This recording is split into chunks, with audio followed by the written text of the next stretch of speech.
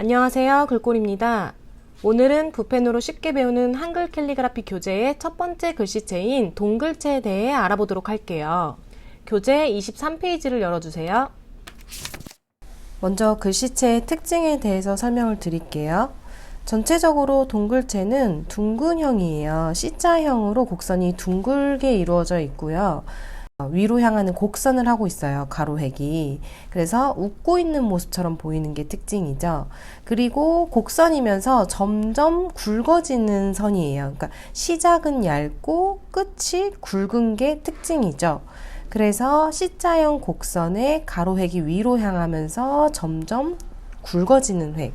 그리고 자음의 모서리 부분이 둥글둥글하게 만들어져 있어요. 그래서 각진 부분이 없이 이 서체는 전체적으로 둥글둥글한 형태를 이루고 있죠. 그래서 귀여운 느낌의 서체라고 볼 수 있어요.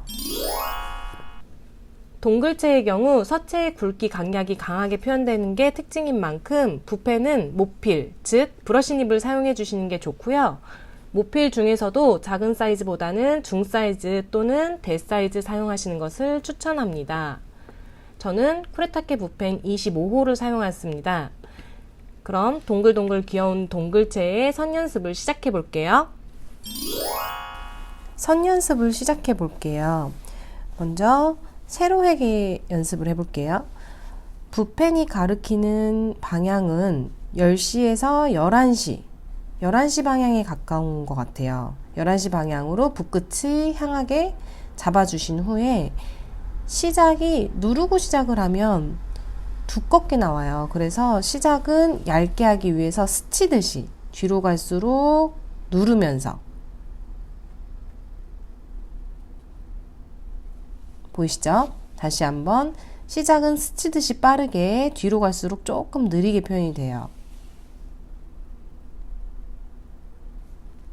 이때 붓을 띄실 때 손을 반대, 왔던 길로 다시 돌아가야지 가던 길로 그대로 가면 초승달처럼 날려지는 형태가 돼요. 볼게요. 요렇게 끝이 뾰족하게 떨어지죠. 이 뾰족함을 방지하기 위해서는 왔던 길로 다시 올라서 돌아가야 돼요. 자, 가로획도 마찬가지로요. 붓끝이 11시 방향을 향하고 있고 그 상태에서 누르고 시작하는 게 아니라 여기에 붓이 시작이 되려면 이쪽에서부터 손이 움직이면서 서서히 닿을 수 있도록,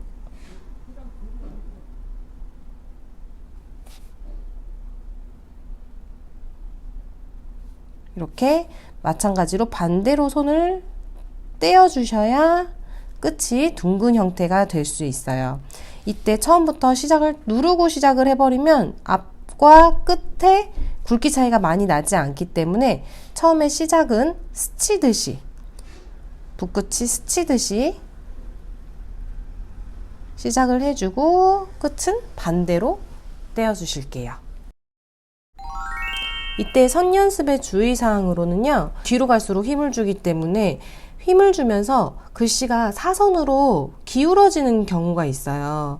시작과 끝을 선을 연결을 했을 때 수직이어야 되는데 시작과 끝이 연결을 했을 때 힘을 주면서 이렇게 틀어지면서 기울어져 보이는 그런 선이 될 수 있거든요. 세로선도 그렇고 가로선도 마찬가지로 시작과 끝을 연장선을 그었을 때 이렇게 수평이 되어야 되는데 올라간다, 이렇게 기울어진다, 이러면 잘못된 연습이시기 때문에 곡선이 휘지 않도록 주의해서 연습을 해주시는 게 여기에 체크 포인트입니다.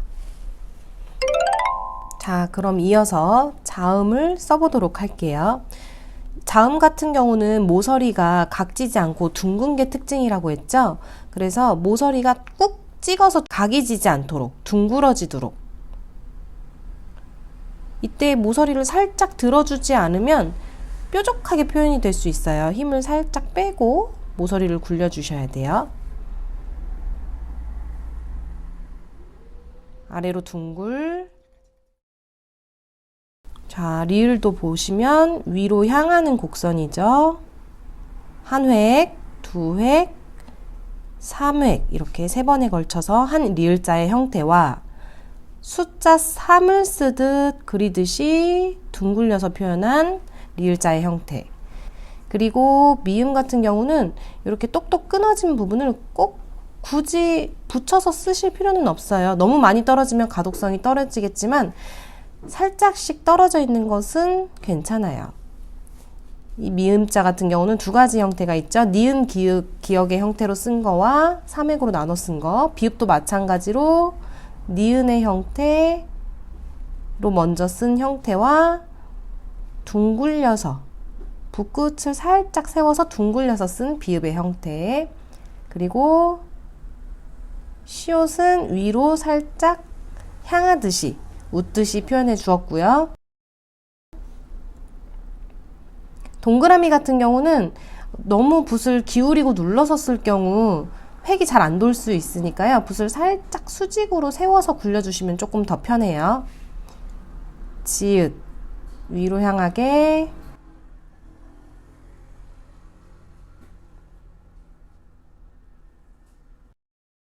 두 가지 형태가 있죠. 치읓 치읓도 마찬가지로 획을 어떻게 나누냐에 따라 두 가지 형태가 있고요.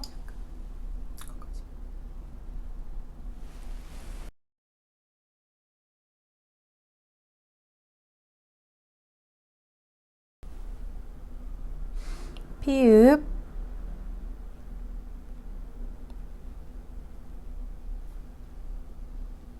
히응 한 획으로 한 번에 연결해서 들어갔고요. 꼭 연결하지 않으셔도 괜찮아요. 한 번, 두 번, 세 번으로 나눠서 쓰셔도 괜찮아요. 그 다음에 모음 한번 써보도록 할게요. 아까 선 연습했던 것처럼 획이 휘어지지 않도록 해주시는 게 중요해요. 짧은 획도 위로 향하는 곡선이고요. 이때 짧은 획이 직선으로 되는 경우가 되게 많아요. 직선인지 곡선인지를 잘 체크해서 연습해 주시고요. 짧은 획도 강약이 들어가게 연습을 해주시는 게 좋아요. 오히려 긴 획은 더 강약을 잘 내주시는데 짧은 획은 강약을 내면서 곡선을 표현하는 게 조금 어렵거든요. 그래서 따로 어려우시다면 짧은 선은 연습을 하고 들어가 주시는 게 좋을 것 같아요.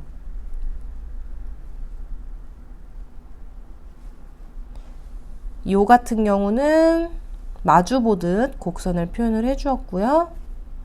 쉼표를 찍듯이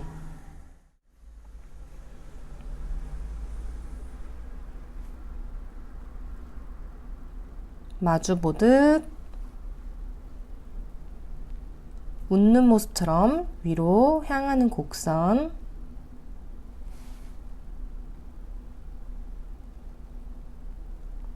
이런 겹모음, 이중모음이라고 하죠. 이런 경우에는 보시면 두 선이 있잖아요. 그래서 길이를 조금 다르게 표현을 해주시면 더 좋아요. 여기도 마찬가지로 저는 여기를 짧게 뒤를 길게 표현을 해 주었고요. 이제 문장을 쓰실 때는 꼭 뒤가 길어야 되는 게 아니라 덩어리를 하다 보면 앞에가 길어야 될 수도 있어요. 자, 이렇게 모음을 연습을 했고요. 그 다음에 쌍자음이죠. 쌍자음 같은 경우도 이중모음처럼 앞에와 뒤의 크기 차이를 다르게 표현을 해서 앞에는 작게 뒤는 크게 표현을 했지만 우리가 이게 덩어리를 할 때는 앞에가 크고 뒤에가 짧을 수도 있다는 거 참고하셔서 연습을 해주시면 좋을 것 같아요.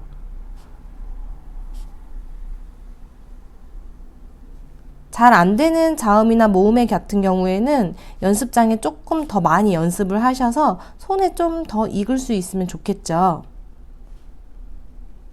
자, 이렇게 해서 자음까지 한번 연습을 해 보았어요.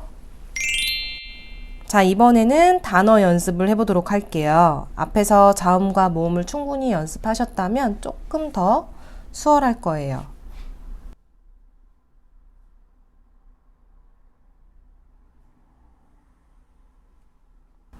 영상을 보시면서 제가 쓰는 속도와 내가 썼던 속도가 얼마나 차이가 있는지도 한번 비교해 보시면 좋을 것 같아요. 너무 혹시 빠르게 쓰진 않는지 너무 느리게 쓰진 않는지 이런 부분들 참고해 주시고요. 제가 쓰는 자세도 정면 영상과 측면 영상을 한 번씩 비교하시면서 자세가 조금 다르진 않은지도 체크해 주시면 좋을 것 같고요.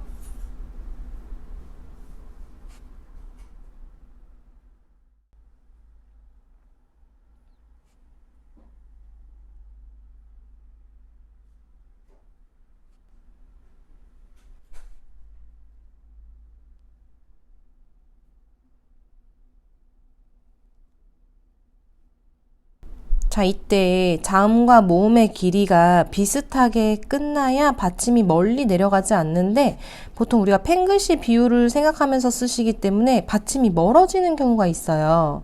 이렇게 이제 교재 위에다 쓰실 때는 잘 못 느끼시겠지만 그냥 연습장에다가 쓰시게 되면 아마 이 글씨체의 의도와 다르게 받침이 조금 멀어지는 경우들을 많이 볼 수 있거든요. 그래서 항상 받침이 있을 때 모음의 길이는 조금 짧게 표현을 해서 받침이 너무 멀어지지 않도록, 그래서 비율이 예쁘게 표현될 수 있도록 글자의 비율을 잘 확인해 주세요. 이 비읍 같은 경우는 V 모양으로 한 번에 굴려서 표현을 해줬고요. 손을 잡고 있는 듯한 부부의 느낌으로 한 획으로 연결을 해주고 서로 마주보는 듯 곡선을 가운데로 향하게 표현을 했고요.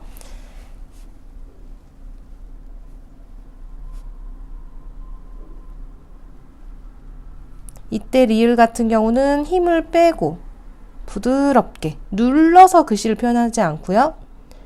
거의 붓끝이 종이에 스치듯이 힘을 빼고 표현을 해주세요. 모음은 확실하게 강약을 내기 위해서 굵게 강약을 과감하게 표현을 해주시고, 자음은 조금 더 디테일한 곡선을 살리기 위해서 힘을 빼고 쓰는 경우가 많아요. 자, 이렇게 해서 단어 연습도 한번 해보았어요. 자, 그럼 교재 27페이지에 나와 있는 문장을 한번 연습을 해볼게요.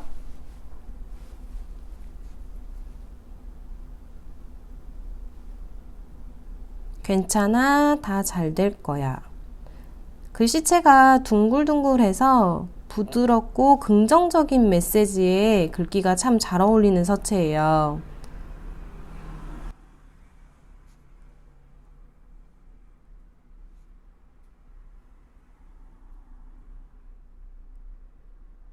문장의 경우에는 덩어리가 이제 같이 포함이 되어 있기 때문에 글씨의 비율과 덩어리가 벌어지지 않는지 여부도 잘 체크해서 써주셔야 돼요.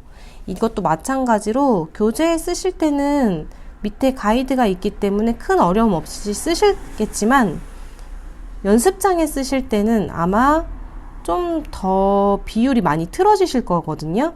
그래서 글자의 비율이 어떻게 되어 있는지 교재를 보면서 체크한 후에 연습을 해서 틀린 부분은 없는지 한번 더 비교해 보시면 도움이 될 것 같아요. 그러면 아마 내가 평상시에 뭘 길게 쓰는지, 어떤 비율로 글씨를 표현하고 있는지도 잘 보일 거예요.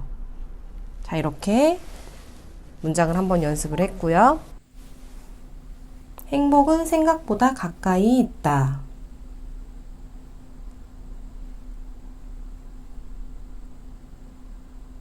대체적으로 동그라미 표현도 어려워하세요. 얇게 표현하는 게 아무래도 힘을 누르는 연습은 많이 했지만 들어서 표현하는 연습이 잘 안 돼 있다 보니까 얇게 쓰는 걸 어려워하시더라고요. 그래서 둥근 획 같은 경우는 연습장이 따로 많이 연습을 하고 시작을 해주시는 게 좋을 것 같아요.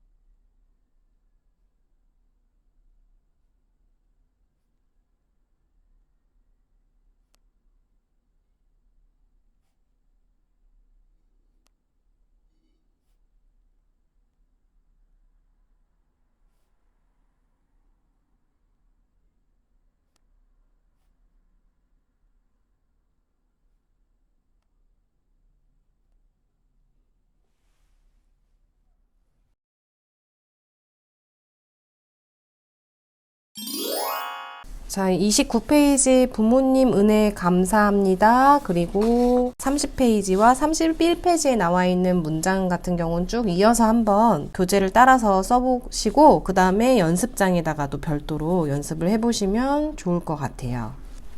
자, 지금까지 동글체에 대해 알아보았는데 어떠셨나요? 아마 붓펜이 처음이신 분들께서는 연습하다 보면 생각보다 쉽지 않네 라고 느껴지실 수 있어요. 그래도 붓펜의 강약 연습은 선 연습 중에서도 가장 기본이 되는 선 연습이기 때문에 동글체를 연습하시면서 붓펜의 필압 연습은 많이 되실 거라 생각합니다. 이번 과제는 교재 24페이지 선 연습부터 31페이지에 나와 있는 문장 연습까지 교재 위에 따라 쓰신 후 무지 연습장에 한 번 더 복습해 주세요. 그리고 동글체 연습이 충분히 되었다면 31페이지 하단에 나와 있는 받아쓰기 문장을 직접 한번 덩어리 도안을 짜서 동글체로 완성해 보세요. 그리고 연습한 과정샷을 5장 이상 사진을 찍어 카페에 업로드해 주시면 됩니다. 그리고 저희 글꼴 아카데미에서는 무료 동영상 강의와 함께 회원님들과 서로 소통하고 격려와 칭찬 속에서 용기와 함께 진행될 수 있도록 과제를 저희가 운영하고 있는 네이버 카페 게시판에 올려서 함께하는 강의로 진행하고 있습니다. 완성된 과제에 과제 완료 스탬프도 함께 찍어드리니 스탬프를 채우는 즐거움도 느껴보세요. 그럼 저는 이만 다음 강의로 인사드리겠습니다. 안녕!